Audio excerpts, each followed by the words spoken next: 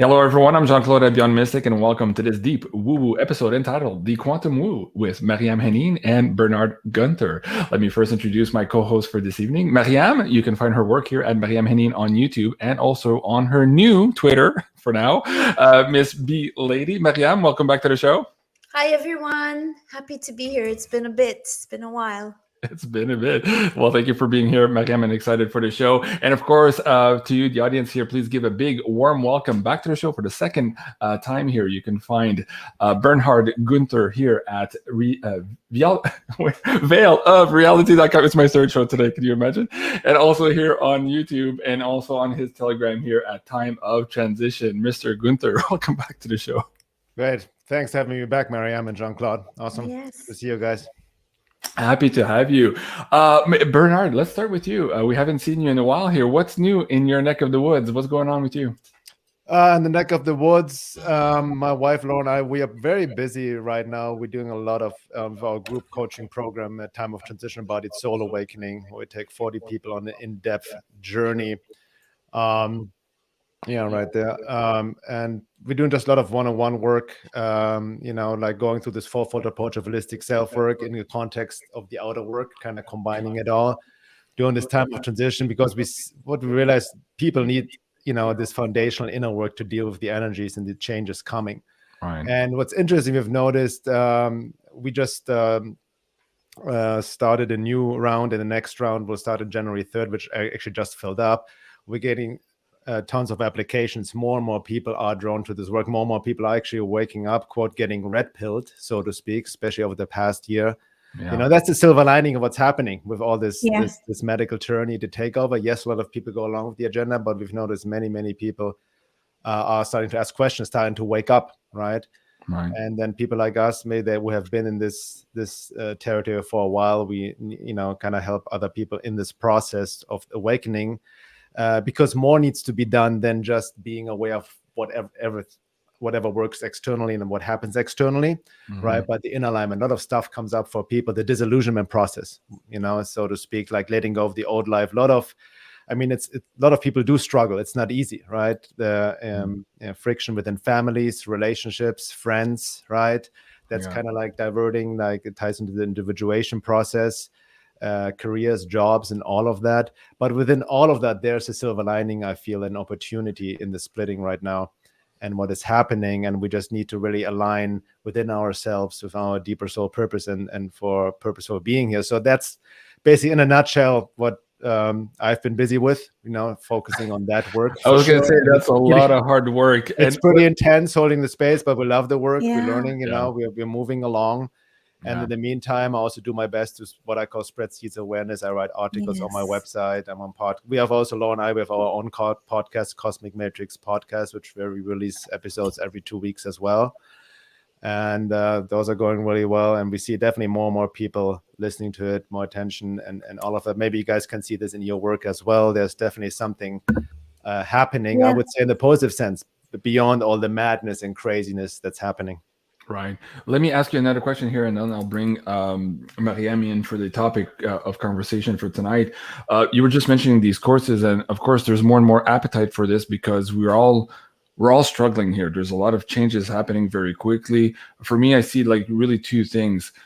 Even us, the people who are already awake, we are also going through this at the same time as everybody else. We're being called to up-level our game because more people are waking up, and so we have to be even more present and spend even more energy. And at the same time, we are also having to go through this mourning of the old system that's going away, the friends that are going away, the people that are dying. So it's a challenge even for the light workers or light warriors, whatever you want to call them. So I'm curious, what's the split percentage-wise between people who are just waking up to take these courses of transition and people who are already doing the work but need a little bit of extra help leveling up so that they can take on all of this new extra demand being thrown at them, as you say here, because so many people are waking up right now. That's a great point, Jean-Claude. I want to emphasize that as well. Like, Laura and I, we don't claim to be awake in the true meaning of the word, right? That's complete enlightenment. It's a journey, right? And there are different levels in the awakening process. And the first level is like the information level of what's happening in the world as opposed to what we've been told and taught. So that's already one stage of awakening. But then we will go deeper because what a lot of people are struggling with, they realize all their beliefs, wants, needs, and desires were based on lies and illusion in many degrees. That's crumbling, right? Based on the world that was not reality, right? Even culturally, socially conditioned, based on trauma, wounding. A lot of, again, goals, aims, and desires people had were actually literally not their own. So it's about dismantling all of that to find our true self, our inner guidance, and ultimately align with the divine, so to speak, finding our deeper purpose here, right? And that's a journey for each of us. And we all, teachers and students alike, but people like us who have been on the road, I've done this work on my website, writing about this for over 20 years. I've seen the writings on the wall, right? Back then, nobody would listen to me, laugh at me, and all of this, and like, okay, here we go. From an ego perspective, I could say, I told you so, but I'm also like, it's too late for that now.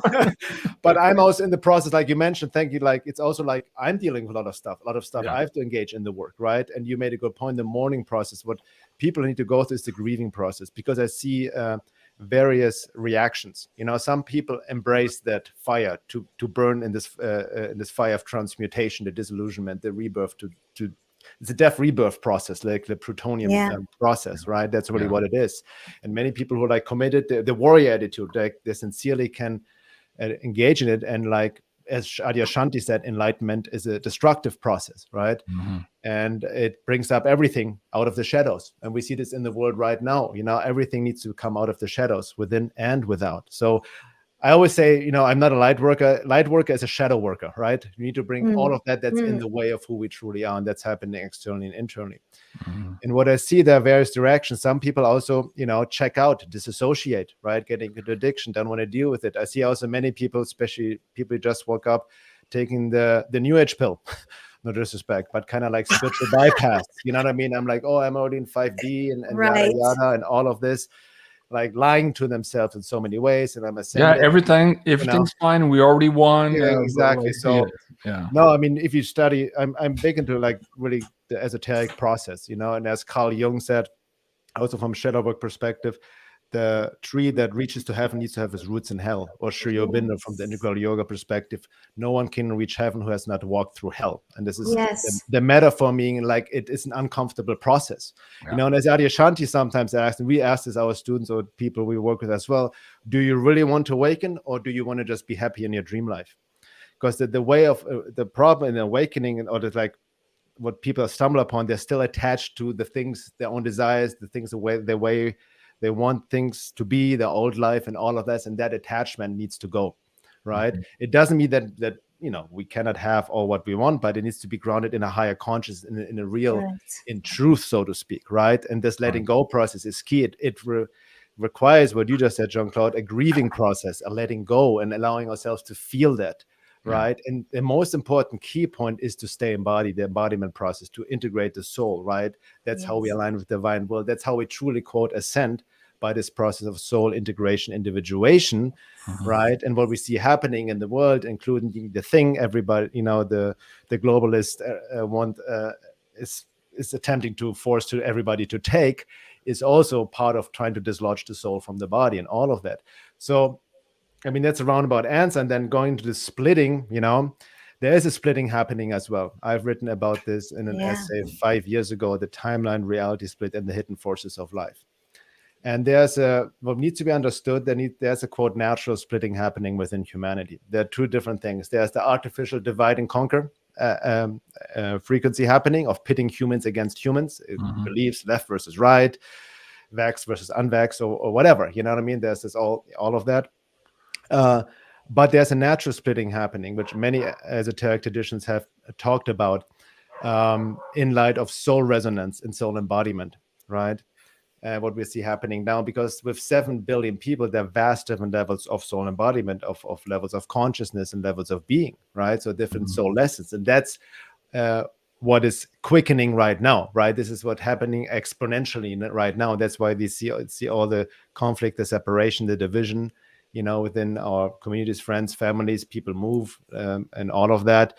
And, and I like to take it a bit lightheartedly as well. And I always remind people in the saying, tell God your plans and he will laugh at you, right? Because sometimes in this day and age, it's not necessarily what your ego personally wants to happen. It's about God's will, divine will. And when I talk about God's will or divine will, I don't mean anything religious, dogmatic God out in the sky. I mean your deeper true self of who you truly are, as opposed to the conditioned ego personality. And now we have the opportunity to break through all of this, to bring out everything out of the shadows, to transmute to a new level of consciousness. And the silver lining is now to create a new world, to create a new timeline, right? Even when people lose their jobs and all of that, well, that's see it in the light, an opportunity to take life in your own hands, find your true deeper purpose, work for yourself. It's a great opportunity for entrepreneurs right now. Be the pioneers, right? Decentralize, right? Don't make yourself dependent on mommy government and all of that. Right. So that's the opportunity. And this is not going to be over by next Tuesday, right? This is a longer period we're in right now, which also some of the esoteric traditions have called the time of transition. Mm-hmm. And as the Hopi Indian said, there's a way up and a way down, right? So it's not a guarantee, but an opportunity. So that's why it's important to really step up to the plate, so to speak. Right. Very good. Okay. Thank you for that. And I think for the audience there, you might want to rewind that and listen to that again. There was a lot in there, Bernhard, but I really appreciate that. Let's try to dive into this timeline here you're talking about and this separation. MARYAM was talking about this a couple of episodes ago on our show, and she's saying, well, I'm feeling this quickening effect. And she's very sensitive, I guess, to this time wave and the fact that we are all being squeezed through maybe this crucible here. And then for a lot of people, yes, it's a difficult situation. But if you have a little bit of sense of self here and who you are, what your soul contract is, you can recognize that also as a catalyst for change for you, and a very powerful one at that as well. So as much as it is devastating to see what's happening, you can reshift that attention here and go into that mode of creation, as Guenther was just talking about. We have the opportunity here to create that new world that we want. So, MARYAM, maybe let's start diving into that here. The experiences that you've been having with time, how that affects you, and let's start to build a roadmap here to further this conversation, because a lot of people in this audience are probably feeling the same thing, but they can't quite put their finger on it, and they're trying to navigate this a little bit better. So go ahead, the mic is yours. Well, one, I want to say, if you imagine this, what this stands for, and that each, there's a pulling on each side, that's what's happening. V for vendetta.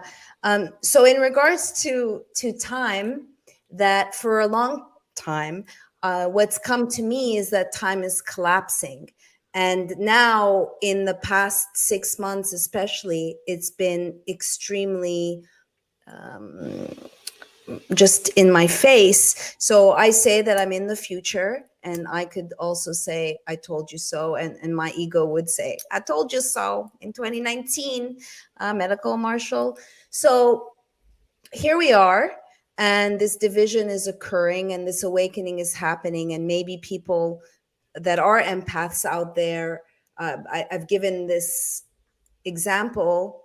I've shared it, I believe, with you, JC, but not with Bernhard, and maybe not with the audience. Like a sadhu sits on the tombstones and eats corpses. And so me personally, I'm sitting and I'm digesting a lot of negative information, because I'm in the medical freedom, and that is my number one thing I do every day, to be on the forefront. So when I will wake up in the middle of the night and without, if I think about it, I'll screw up, but it'll be like 3:36, and I look and I'm right on the dot, and it's acute, and I see the time is collapsing, and I check in with other people because people are running late, or I can't juggle all the projects that I'm doing, and it's like, oh my goodness, it's already 8:20. Where did the day go? So I feel this quickening, this shift. And of course, if people out there have done plant medicine like ayahuasca, then they know there is no time and space. It changes, and you can do a lot of work in a 4-hour, let's say, span during the medicine, and go through lifetimes in some cases. So I personally am I asked Spirit, what is this thing that I'm dealing with? And I heard the words, you're a timekeeper. And then I'm like, what's that? And then I heard, you're a watch. Am I watching? Am I keeping watch? I definitely there's many of us on the front lines that anticipated this, that saw this, and have been arguably training for this. But at the same time, how do you manage your time, and what is happening out there? Because it's just flying. Like, guys, we're in like year 2 of the Rona regime. So It was just 2 weeks to flatten the curve. yeah, 2 weeks to flatten the curve has turned into four shots to get a cup of coffee. So yeah, what do you have to say, Bernhard, to this? No, it's interesting. Like, I was just contemplating, I can relate to that, this quickening, this time, because things are speeding up. That's why it feels very important to focus on what truly matters right now. And that's what I meant with the possibility, with the silver lining, the opportunity that, it forces people to focus on what truly matters. But, with everything we have going on, even technological, we have those, we live in the World War III is a psychological warfare, right? We can agree on this: psychological warfare, mind control, as well as technological warfare, information warfare, right? So we need to really be careful that our attention doesn't get vectored away from what truly matters. Yeah. And we can easily, we live in this head-centric space constantly, especially nowadays. We are, taking information on all the social media aspects and this and this and that. Right. And sometimes it's good to stay informed, but it can also distract us, right? And I read an article by Mark Hansen. I don't know if you heard of the guy before. Many years ago, he talked about the new economy is the attention economy. And everybody wants your attention, right? So what we need to have, and with this time collapse and the speeding up and everything in this time of transition, because time is of the essence in a way, right? Yeah. We need to focus, and really, that also regarding time, you can waste a lot of time, do this and that, be busy all over the place, but never get anything done. You just waste time. There's something like that, right? You can excuse it in all kinds of ways, procrastination, whatnot. And yeah, it didn't feel like it, fine and good. But when you really focus, you collapse time.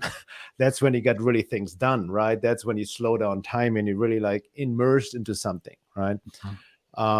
And I feel it's very important. What I mean by focusing what truly matters is ask your questions.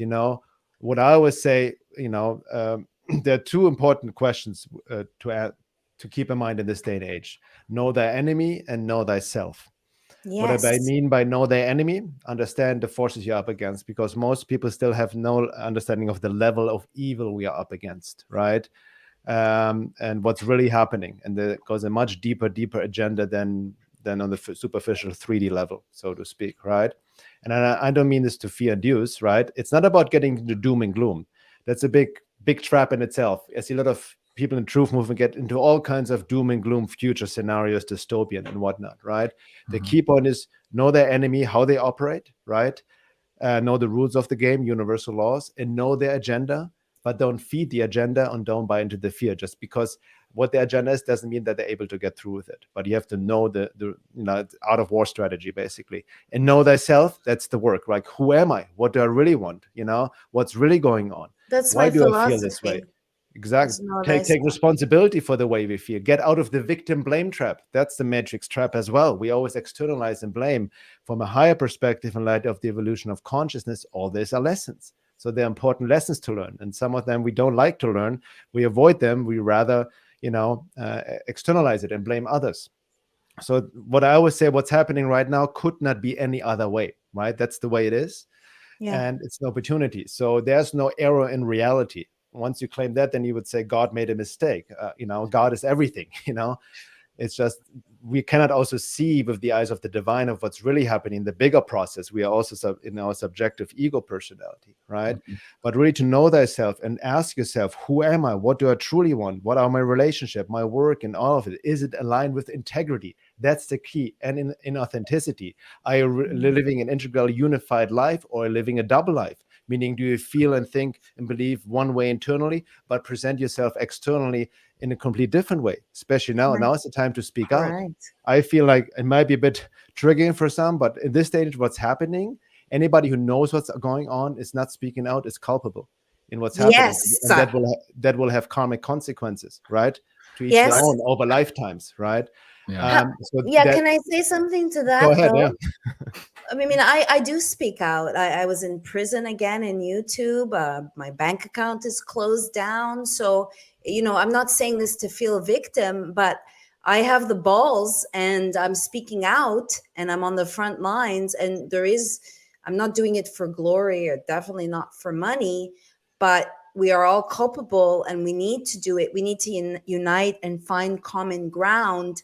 Yeah. And, but there's a price to pay, and I speak to people all the time. Wow, there's so much courage, and you're not doing anything. But so it's easy to say that, but there is a price that's being paid. I mean, who am I that I'm so censored and not like? So how do you reckon with that? Like we were talking, you were saying like you're growing on Telegram. They put me in Telegram jail now. Now there's Telegram is also censored. So how do you get around that? Because I don't want to stay silent. And I do believe people need to find their balls and start talking and standing up for, what do you want to be, embodied and integrated, or a slave? Yeah. Like, so how do you reckon with that and the price that you might have to face? Yeah. I'd love to know what you think. Yeah, so the great question. Also, when I talk about this, I also imply that we all play different roles, right? So I don't expect everybody to do what I do with my writings. I've been this for 20 years, or what Jean-Claude. We all have our unique gifts. Yeah. That's what I mean. And by speaking out, I also mean careful, and from an esoteric perspective, not to fall into the trap of the revolutionary mind, as Gurdjieff talked about, just fighting shadows on the wall, right? Like Plato's allegory on the calf, or projecting our own shadow and anger onto the world, and kill those psychopaths and whatnot who are just vessels for other beings anyway. So that doesn't dissolve anything, right? Sometimes there's an esoteric saying as well: "Be gentle as doves and wise as serpents." Meaning having a certain strategy, right? In the way you have to really understand reality, and sometimes there's a time to be silent, sometimes to speak out.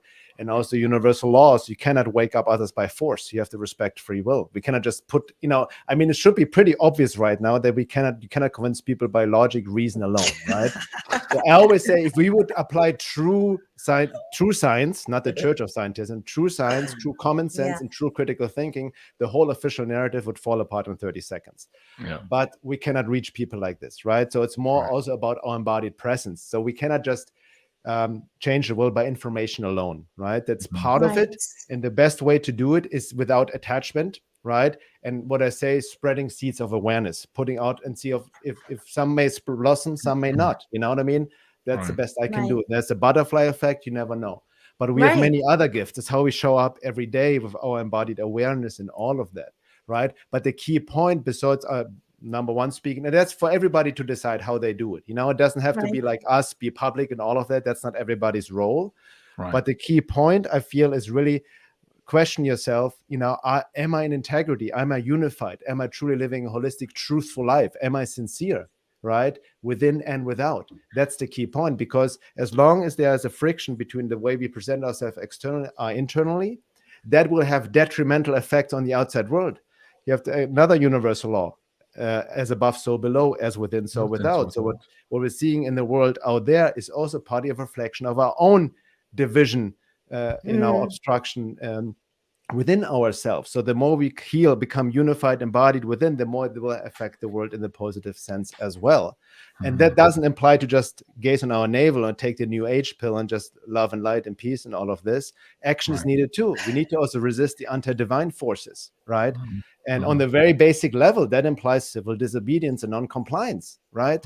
And not taking the temptations of sacrifice. Yeah, exactly. Whatever your lifestyle. So that needs to be done. And how much are you willing to give for freedom in the end of the day? And not to fall into the martyr, right? Or the savior complex and all of that. But each one of us have a true gift, unique. We came here for this very place, what we can contribute and do. And we need to get out of this fear frequency and step up to the plate. And that's how you do it, is for each one to decide. Is there a way to counter the fear for the people that realize what is going on and the needless deaths that are occurring, and that feel really deep, because I do believe it's time to save yourself. It's pretty obvious today, like either what side of the V you are Yeah. on.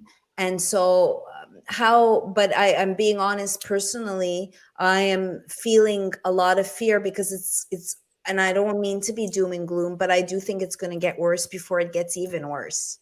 And Yeah. sorry that I just, it's not, it's not because I do look at the cup half full, and I see the silver lining, but I'm not going to also pretend that it's all going to be hunky-dory anytime soon. So Okay. I am feeling a lot of fear for my own self, in that maybe it's because I'm homeless right now, but like I don't have a base. But for the people out there that might be empaths, how is it being in your heart? Certainly when I'm around people and I'm an empath, I'm a mirror, then I feel joy and I want to interact and play. Is that a solution to counter the fear, if you know what's on the horizon? Yeah. That's a great question. We can agree that fear is the real virus, right? That's really what it comes down to. And interesting, like I literally just wrote something about this on Telegram and on Facebook about this fear, because I see this a lot with people coming up, especially in our courses, and it's worldwide. By the way, on the side note, I want to also say this, people then always, location matters to a degree, right? Yeah. But there's no place safe from what is happening collectively. I see a lot of people moving, escaping, wanting to go to Mexico, Costa Rica, and all fine and good, to each their own. But anybody who believes that this kind of overriding survival mechanism kicks in will save them what's happening is severely deluded. No, we're buying time. People who do that are just, I would be. Exactly. Thank you for that. Because I have literally talked with hundreds of people over the past months going application process for the courses, literally one-on-one Zoom calls from people all over the world, from Russia, Europe, UK, Australia, New Zealand, Africa, South America, Costa Rica, everywhere. Right. Yeah. And everybody's dealing with the same, right? There are some more bigger hotspots, Australia, Austria, and all of that than others. But even Costa Rica, I've talked to some people who panic moved beginning of the year to Costa Rica, and now they're mandating the thing in beginning of January. All of a sudden, prices are hijacking, right? Supply chain issues, especially in the smaller countries, right? Right. So there's no physical. The trap is there's no physical place to escape to. That's then you don't get it, right? And I'm not saying location doesn't matter. You're bringing up. Everybody has to decide for themselves. Like I also moved away from LA to Arizona, great move, but I know that's not enough. Everything. I know a lot of people who move to Mexico and whatnot, that's just buying time. What will happen there is exactly what happened to Africa. Oh, there are no cases. So all of a sudden this variant, right? So that's what will keep going and going. So we need a whole different approach rather than trying to escape it, and also facing and stepping up to the plate. So seeing this is something bigger beyond yourself. This is about standing up for humanity, right? Yes, we need to take care of yourself. Absolutely. But also it's not about trying to save humanity, but seizing the moment, and this is the time to embody the warrior archetype. That's the key point. And going to your question, the antidote for fear is courage, right? Everybody's fear. I have my own fears, but I act, as Castaneda wrote in Don Juan's teachings, you act with courage despite the fear, right? Yeah. And also, if you think about it, fear, even if you think about it logically, it's really an illusion. In the present moment, there's no fear. Right. Fear only exists in time.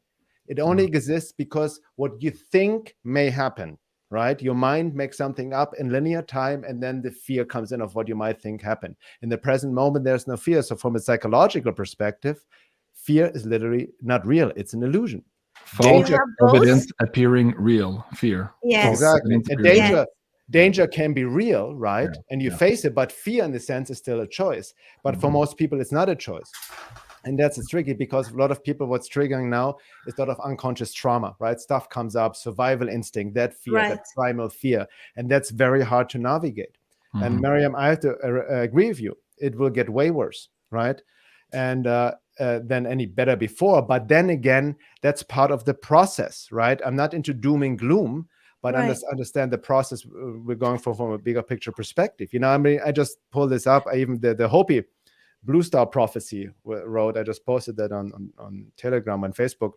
Many will appear to have lost their souls in these final days. So intense will the nature of the changes be that those who are weak in spiritual awareness will go insane, for we are nothing without spirit. And I see people, quote unquote, already losing it, going insane. They can't handle it, right? It's just too much, the shock in all of that, right? And with the fear that I know that, like I mentioned before, people react differently. Some people check out, right? They disassociate, they out of body, they think they're already in 5D and ascended and all this new age nonsense, the spiritual bypass stuff, right? Or they freeze. They're just completely caught in it, that frequency. But you have to understand that fear, that's the frequency of the matrix. So the way out is not getting stuck in fear and all of this and taking it in and hiding away, nor is it checking out and disassociating, right? Just to suppress. In the end, it's about facing it, feeling it, and then it will dissolve. When you really truly face it, really work with fear, you will see really what's behind it, and it dissolves. That's the great work. That's the shadow work. I'm not saying it's easy work, but that's the only work, right? But the fear is the fear is the frequency of the frequency that keeps everything intact. Even like I recommend anybody to check where are you making decisions from? Is it from a desperate, fearful place? Oh, I need to get out. That's not a good place to make decisions from, right? Because then you make very mechanical, trauma-based decisions rather than conscious decision grounded in spirit. So the fear, in a sense, need to be faced, right? And by facing them, it goes back to the great work, the inner work, right? To all of that, because we all carry all of that within ourselves, which just needs to be transmuted. And that process is also different for each. It's like the fear perpetuates the creation of the prison of your own demise. Like that's, as you said, it's the frequency of the matrix, and it wants to keep you in that particular frequency. Right. So I love that T-shirt. Fear is the virus, and I just saw behind you there. That's Cathedral Rock, and I want to share my picture of Cathedral Rock. Absolutely, absolutely amazing place, guys. If you haven't visited Sedona, please do go. Too bad I don't have my picture handy. Guenther, in the EU right now, we're seeing this new narrative in the media where they're talking about PTSD, that most of the troubles we're seeing now is all, of course, related to stress. It has nothing to do with any chemicals or products. No. There's no correlation whatsoever. But what's interesting, they're now saying that because it's very stressful, we shouldn't be talking about such things as the Nuremberg codes. And because people are stressed, we should probably just do away with those codes because it's stressing people. So you can see, as you said earlier in the show, they're starting to freak out here because more and more people are waking up. And about 20 minutes ago, you said something to the effect that people who know what's going on right now and are remaining silent will eventually very soon here, just like in the Nuremberg codes, have to deal with the karma of their decisions and their associations with other people who were perpetuating this plight here on humanity. And I've been saying that a few times, so many ways, politely on the show. If you know and you're not speaking out, you're going to have to wear this. And I'm not judging. I'm just saying, look at the bigger picture of where you're going here and who you're associating with, and realizing that you are very much on the wrong side of history. You're on the wrong side of the war. And what do you get out of that? And here's my main question. For a lot of people, they're like, well, I can't leave my job, JC. I need to pay my bills. I need to pay my car, the food for my family. And so I'm going to get along here, and I'm going to keep my job. I want you to speak, Guenther, about what's happening now on the planet and this transformation, or this wheel of fortune right now that is reversing, where universe right now is actually favoring people who are in alignment and very quickly creating abundance for these people. So for the people who are fear of letting go of the old world, if they only realize now that this energy is actually propelling them, as you said earlier, catalyst for change, that you can in fact create abundance. So that excuse should not be in your equation. Let's talk about that a little bit, Guenther. No, absolutely, I agree. I mean, people can argue for the limitations and attachment as much as they want. I talk about many of the people in these situations, but I also can see, be it more, let me talk more directly, as Gurdjieff would say, how they are lying to themselves and justifying, right? And stay in victim consciousness and all of that. And another, there may be a trigger topic as well, the whole matrix setup is also the poverty consciousness, right? A lot of people are into that's a matrix program in itself. right? And I know a lot of people going through hardship, and I'm not again taking a new age pill out of The Secret. Just imagine all of this, and then the checks keep flying. It's not how it works, right?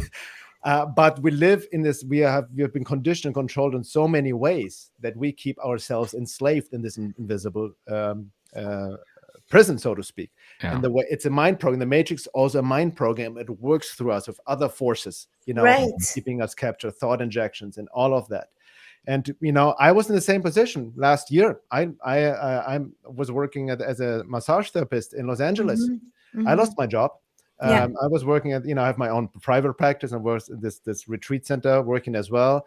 And they took a break, and then the only way to come back is, if you put the mask on and all of this, right? And I'm like, fuck no, I'm not going to do this. Yeah. So I took a leap of faith, right? I just I've had already my side business here that's going on, and then Lauren, okay, let's go, let's do the podcast, you know what I mean? Do more of that. Try that. Let's step into the plate. What does divine want from us? Boom. Let's step into our own power, what we really have to offer, right? And then we started these courses and all of that. So we started in our own entrepreneurship, and then the guidance came. It was not easy work, right? But there was a silver lining, right? And that call we answered. And I think everybody has this opportunity in their own way. And that's what I mean. We need to shift the way perspective and faith. Perspective, exactly. And I'm not saying it's easy, but that's the silver lining, right? And I just, and I see the most people suffering. I see actually are people who are still holding, as I mentioned before, holding on to the old self. They still want to go back to the way things were, right?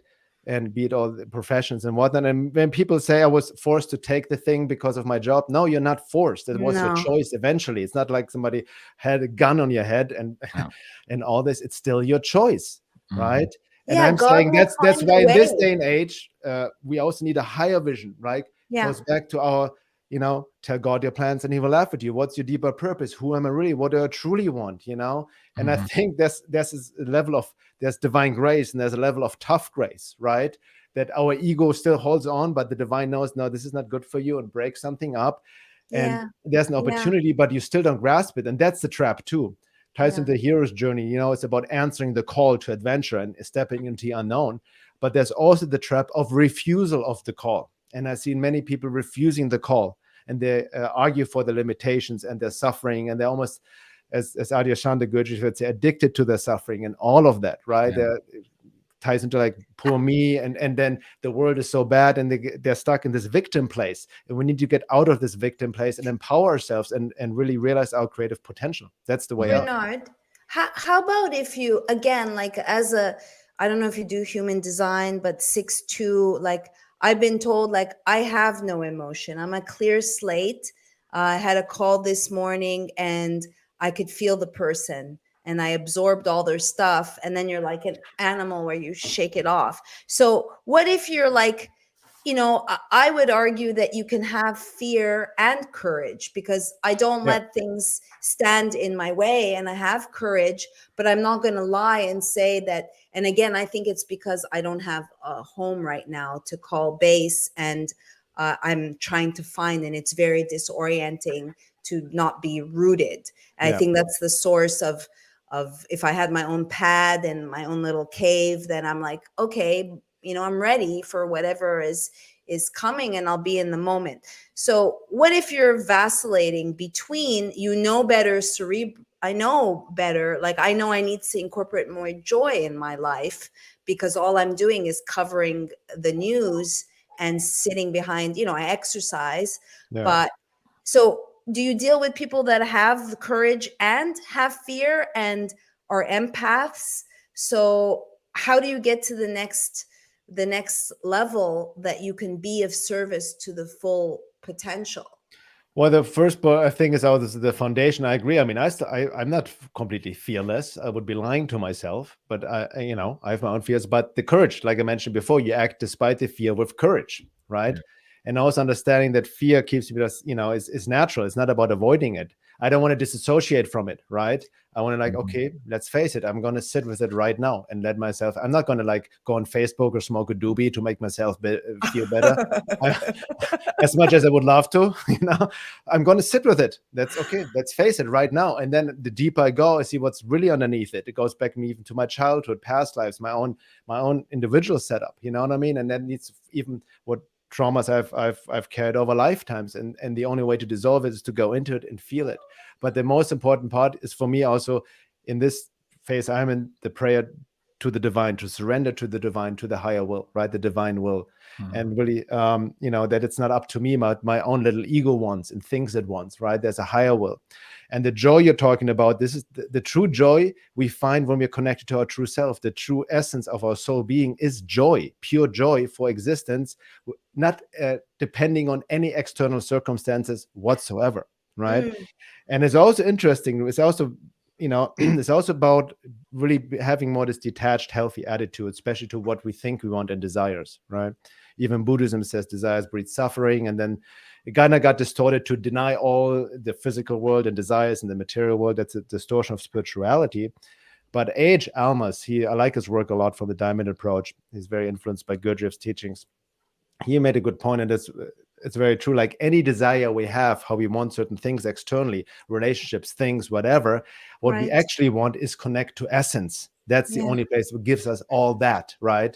But we are kind of like always distracted externally. Well, it doesn't mean that we cannot have these desires, but know that what you're really looking for can only be found within. It's even written, seek the kingdom within, and then everything will be given to you, so to speak, right?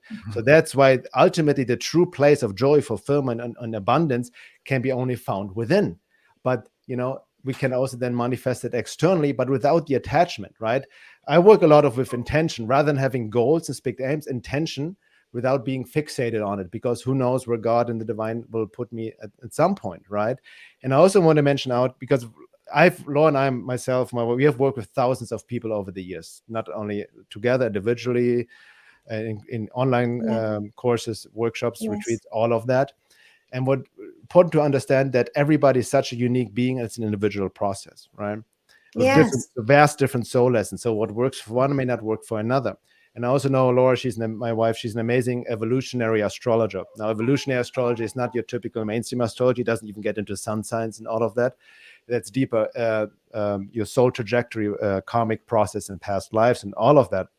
And that can also give tremendous insight in your life path and soul trajectory, and really understands how unique each individual is and what everybody is here to learn and experience, right? So that's why there are no general rules. And the only way to find this is if you're sincerely engaged in this inner work to find the truth of your being. Well, speaking of the truth of your being, you mentioned earlier about this timeline and splitting of reality. It very much feels, and you also said that the situation that is occurring now has to be this way by nature of perhaps even the initiation process that we're all going through. And within that initiation process, we are now being tested fundamentally in our loyalties.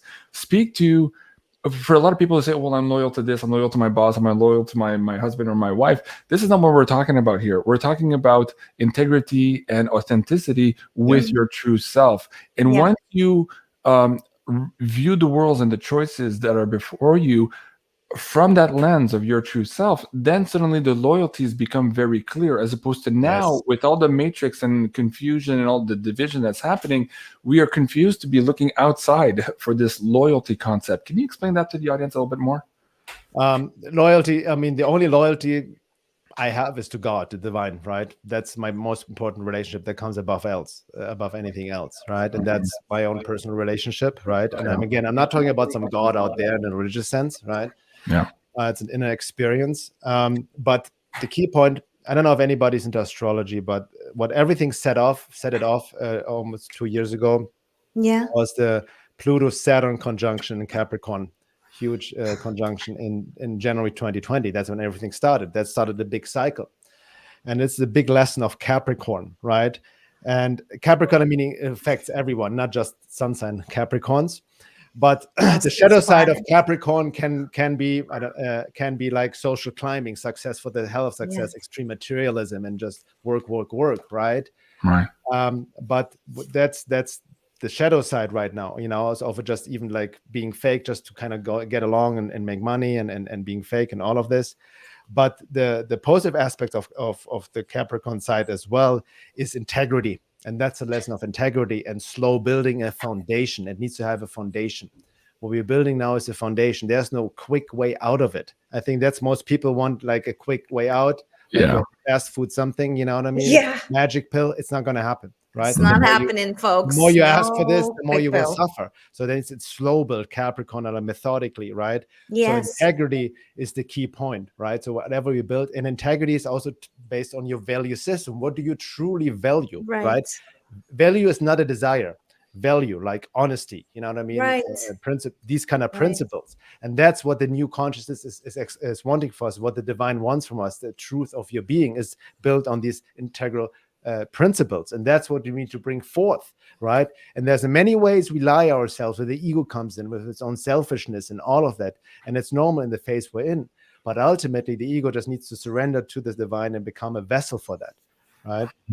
And again, this process is different, but the integrity aspect comes again of unifying, like I mentioned before, to really match what's going on within you and externally, and not change yourself externally just because, a lot of people, let me put it this way in a practical manner, many people are people pleasers, right? Yeah. Mostly because of wounded insecurity, they need other people to like them, right? Otherwise, so they change themselves. They need other people's attention. We are also in an epidemic of narcissism, right? Yep. And all of that, which also come from a trauma response as well. So all of that needs to bring up to the front, right? In order to be true ourselves. Even compassion, compassion has been very misunderstood. People mistake niceness for compassion.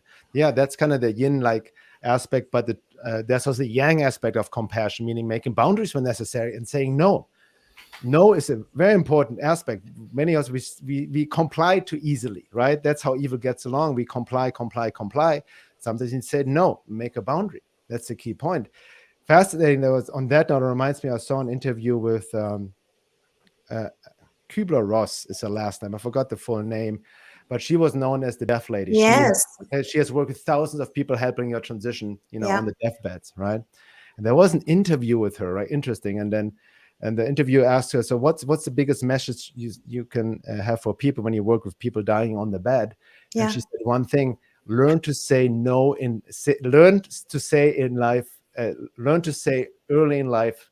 Sorry, learn to say no early in life. Excuse me, I'm mixing this up. Learn to say no early in life. Most people were going along with what other people expect. So many people, they're afraid, social culture program. The biggest regret that they never lived the life that truly, really desired from deep within. Yeah, wow, that's beautiful. Yeah, MARYAM, you wanted to follow up on that? Well, I took a death and dying course and came across Kubler-Ross, and I think, we've talked about this on the show. A lot of there's, I believe, a reckoning going on, and that. I say, spoiler alert, we all, you die in the end, so live. Hello. Yes. And it really matters. Like the first story I ever wrote was about the rising rates of cremation. And I went down and met the man who's like controlling the retorts. And I've always been kind of fascinated with death. And I say I'm a cat. I'm on my 7th life, literally, like almost died many times. And so I'm afraid of not living my potential. I'm not afraid of mortality because I faced it straight in.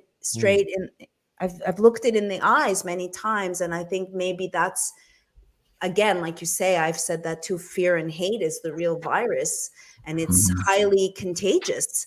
Yes. And so part of this, I think there is a reckoning, and we are all being challenged and being invited to go deeper. Are you taking that invitation? Clearly, and unfortunately, we learn through tragedy. We learn because of this meat bag that we're in. And, it's everybody has their own karma and dharma. And like I said, I think it's time to save yourself. Of course, we're all in service and helping others along the way, people who actually want to hear the information.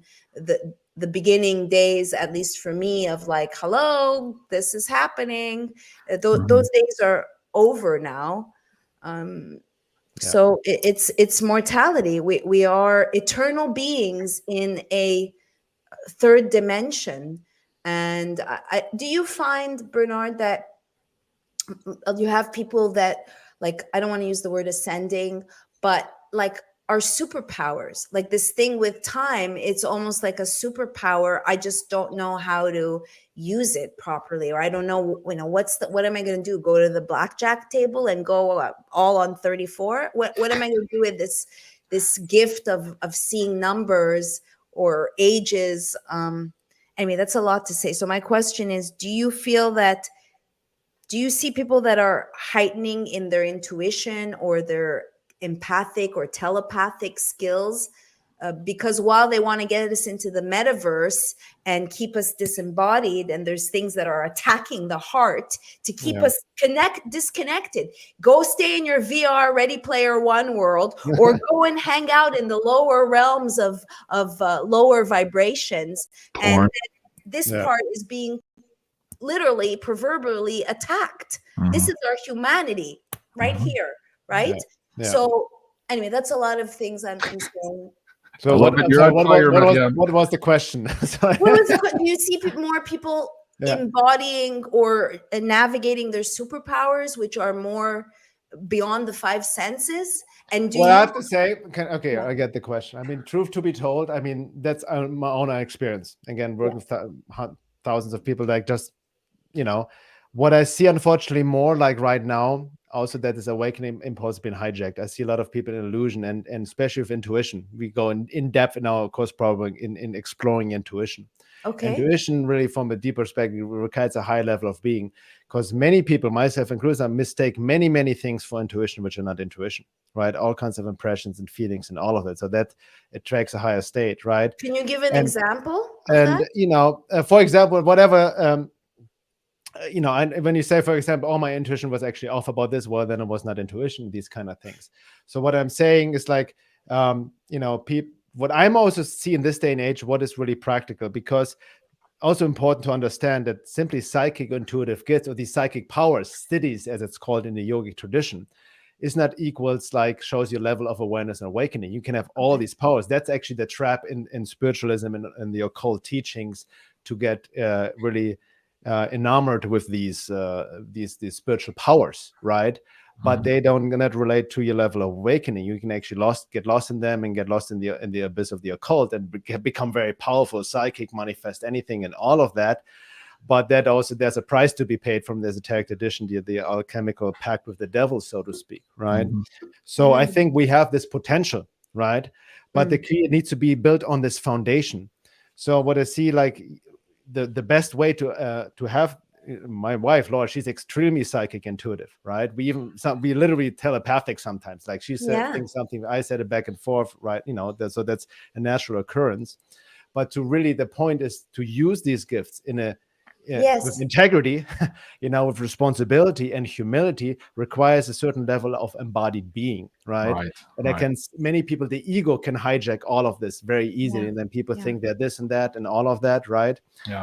And then these occult forces, other forces, hijack the awakening impulse right now as well. And I see this happening right now. That's the trap. Let's see trap, or the danger right now as well. This awakening impulse can be easily be hijacked by other forces, right? Occult forces, so to speak. So it's very important that we stay in this whole process in body, like soul integration and all of that. And then we all have our certain gifts. I'm also have my own intuitive gifts and whatnot. But the key point is really, like, what I always say, what is it used for? What do I bring it under what, control, so to speak? And for me, goes back to the divine, because these powers can also be easily abused, right? So I don't know if I answered your question, but that's kind of my take on it. That's interesting. Very good. The traps. I mean, I think, let's say I've worked with psychics, and let's say I get a message. I'm very cognizant of not filtering it through my biases. I'm getting this. if I'm working with someone, I don't know what it means. Does this mean anything to you? Or I could say, I'm interpreting it this way. And I've worked with people where I know they're getting a message, but then they're filtering it through their bias, and they don't have enough of an bias. EQ to be able to determine or distinguish between this. I'm projecting myself onto this interpretation. So I think that's very keen to say. I just, it reminded me of something. Sorry to interrupt. It's very, very important point. The bias, absolutely. That's why it's feel important this day and age. Too many people like intuitive this, or I resonate this. I don't, like the saying goes, take what resonates and leave the rest. Like we all heard about that, right? It's such a great saying. And there's truth in that, right? Absolutely. But I even wrote an article about false resonance. Again, you can mistake all kinds of emotional impressions, wishful thinking, your own unconscious bias, what you want to be true, for resonance. Yeah. Right. And there's also the inverse of that, where people say, hey, that doesn't resonate, I don't want to listen to it. But the reason it doesn't resonate is because it's bringing up a core wound that you haven't dealt with. That's what I'm saying. Then also what I said, just because something brings up fear doesn't mean it's not true. Right. So just something because it makes you feel good doesn't mean it's true either. Right. Right. That's a whole new age thing and all of that, especially channel material, which is a whole can of worms in itself, right? Hijacked by other occult forces. You mentioned but I mean, so that's a key point with the resonance is really like, that's the inner work. We need to tune the reading instrument ourselves. That goes back to the deeper grounded inner work. And that's why I'm so, after all these years, since the 90s, I've done this work, dug deep into the rabbit hole and all of this. And I see like the foundational psychological work is so key, which most people want to avoid because they want to like go into some weird new age world. You know what I mean? Again, the 5D, but like let's focus on basic shadow work, your basic childhood wounding, trauma. Because I also seen within myself, I had my new age pill. I was this must be the truth, and all of it resonates. It's just my intuition, absolutely. Later on, my following research, my disillusionment process, I had to eat humble cake very often. No, I was actually resonating with lies and threw away the truth, right? So that I had to face in myself and accept in myself, right? So and there's a lot of that going on right now. Exactly. So I'm also really like, that's an ongoing journey, so to speak. Well, what you're talking about, Bernhard, is really something that's lacking, in my opinion, which is wisdom. Yes. Wisdom. Where are the leaders with any wisdom? With, we're seeing so much lack of adulting, as I say, but really, the elders would carry this wisdom, but I don't know what another word for wisdom. I just know there ain't a lot of it. And wisdom also requires, I mean, you see right now, it's a litmus test too. A lot of colors are being revealed, especially in the spiritual community, spiritual teachers, leaders who go along with this agenda and all of that, right? Yeah. To me, like if you're truly embodied in yourself, in your soul, right? It's common sense and very clear that you do not take this thing in any other circumstances, right? So what's even beyond the science and whatnot, right?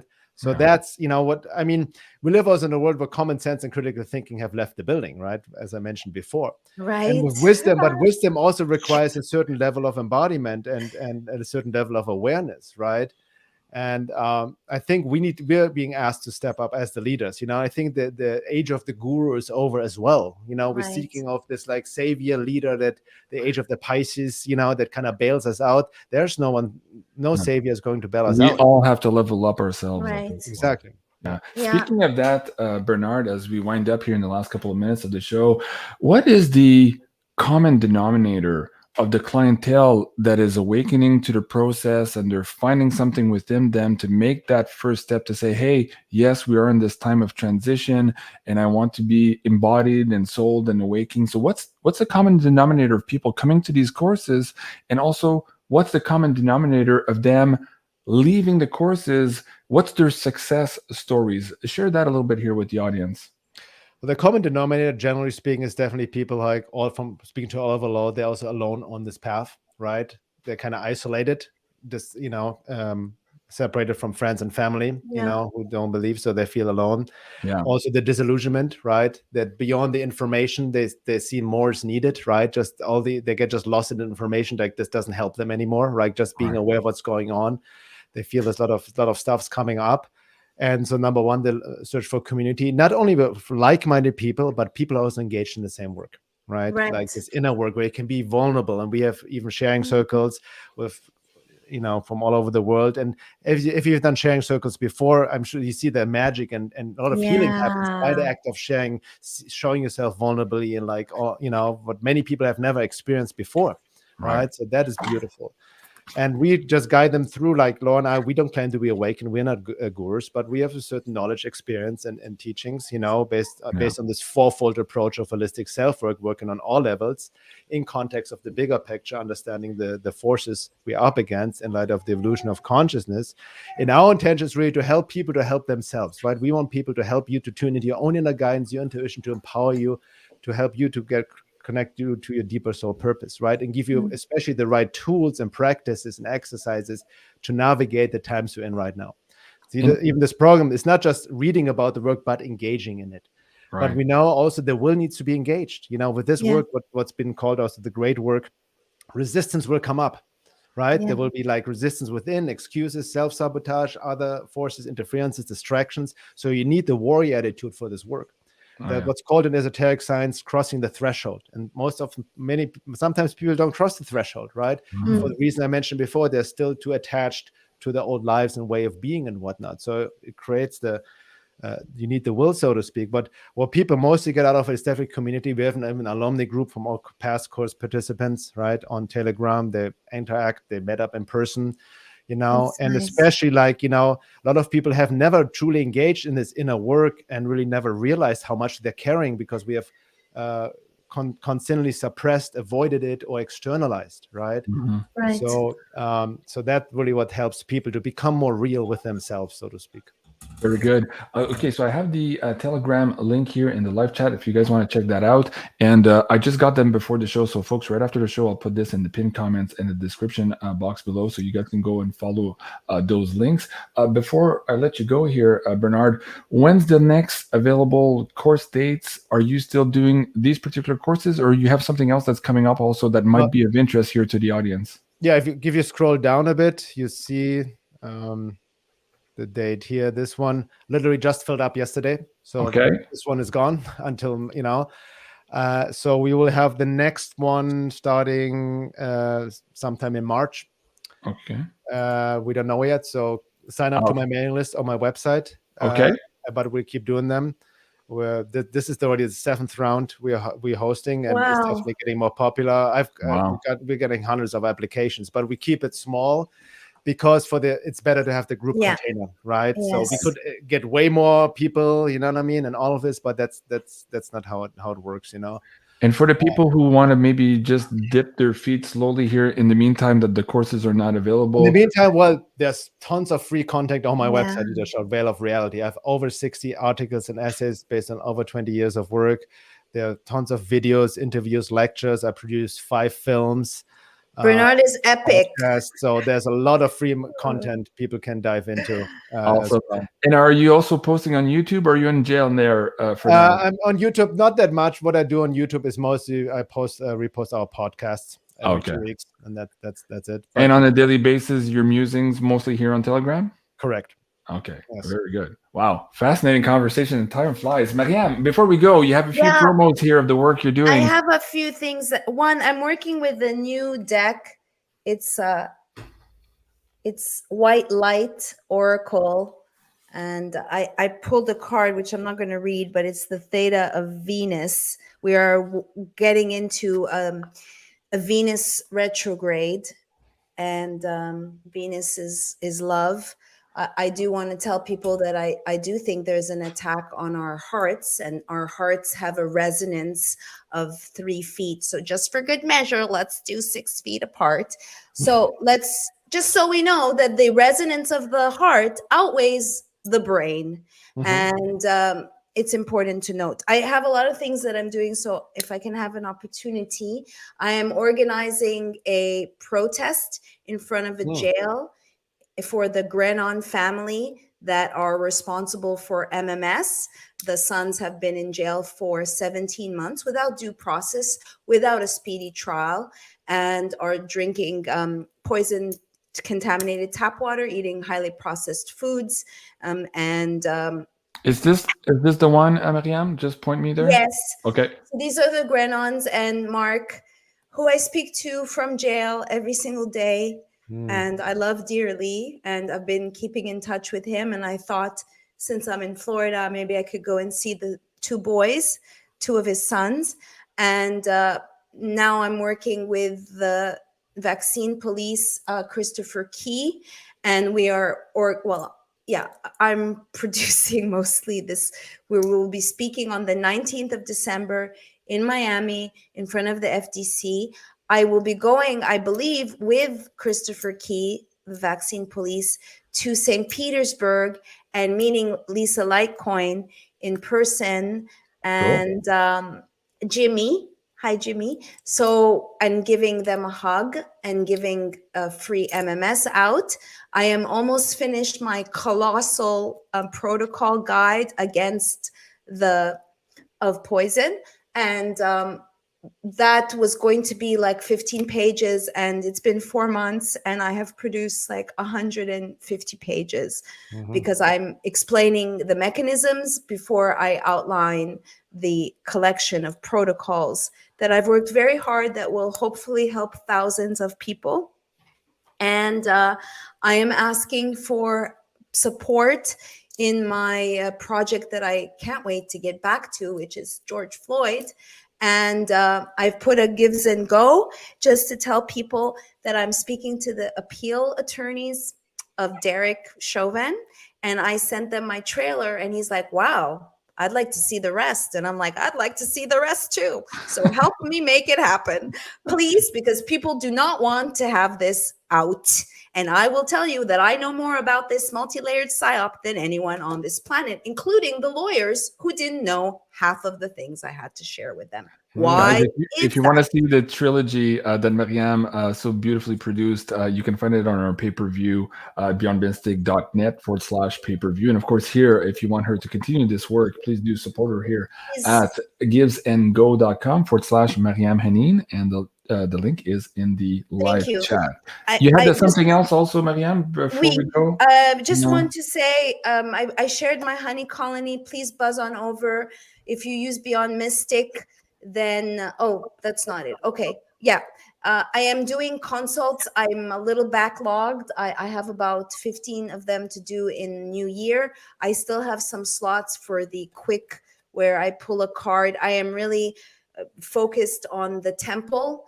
And a lot of these protocols that I've outlined are arguably things you should have been doing a long time ago to detox. And detox is not a juice cleanse. So you can use BeyondMystic. All of our products are made in America, and they're beautiful, whether it's a lubricant or silver or molecular hydrogen.